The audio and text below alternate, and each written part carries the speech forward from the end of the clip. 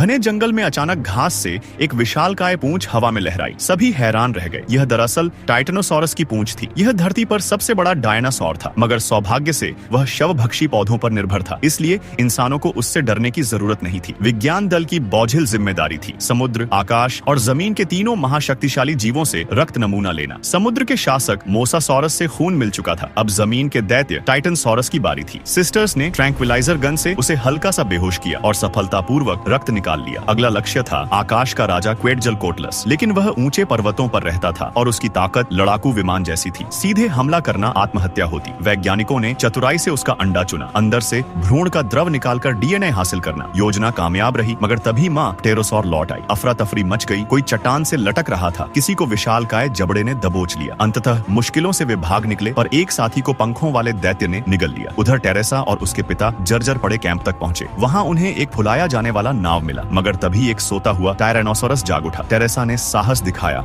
और नाव को नदी में डाला। पानी की तेज धारा ने उन्हें किसी तरह बचा लिया। बहते हुए वे एक परित्यक्त डायनासोर पार्क पहुंचे, जहां उनकी मुलाकात बाकी दल से हुई। लेकिन जल्द ही साजिश उजागर हुई। मार्टिन नामक शख्स असल में जेनेटिक नमूनों को अपने लिए चुराना चाहता था। इसी बीच पार्क की लाइटें अचानक जल उठी। आवाज से आकर्षित होकर प्रकट हुए हाइब्रिड सर्विस रैप्टर्स, जो वेलोसिरैप्टर और दूसरे जीनों के मिलन से बने थे। उनका हमला बिजली सी तेजी से हुआ। कुछ लोग सुपरमार्केट में फंस गए, कुछ अंडरग्राउंड सुरंगों में भागे। बच्चे और महिलाएं बाल बाल बचे, मगर कई की मौत भी हो गई। इस अफरा तफरी में मार्टिन नमूने लेकर कार से भाग निकला। तभी और भी बड़ा खतरा आया, किंग गिगानोटोसॉरस। उसका प्रकट होना मानो द्वीप की सतह का ऐलान था। उसने कारें पलट दी, इंसानों को चीर फाड़ दिया। सब लोग भागकर लोहे के गेट तक पहुंचे। जैसे तैसे गेट खुला, मगर गिगानोटोसॉरस ने पीछा नहीं छोड़ा। तब डंकन नामक साथी ने अपनी जान दांव पर लगाई। उसने सिग्नल फ्लेयर जलाकर दैत्य को अपनी ओर आकर्षित किया और समुद्र में कूद गया। बाकी लोग नाव में बैठकर निकल गए। सभी को लगा डंकन मर गया, मगर दूर आकाश में लाल रोशनी चमकी। वह जीवित था। सभी ने मिलकर उसे बचा लिया। अगले दिन सुबह नाव समुद्र में दूर निकल चुकी थी। धूप उनके चेहरों पर चमक रही थी। थके, टूटे और बचे हुए लोग एक दूसरे की आंखों में देख रहे थे। अब उन्होंने तय किया कि यह अनमोल जेनेटिक नमूना किसी निजी स्वार्थ के लिए नहीं, बल्कि पूरी मानवता की भलाई के लिए इस्तेमाल होगा।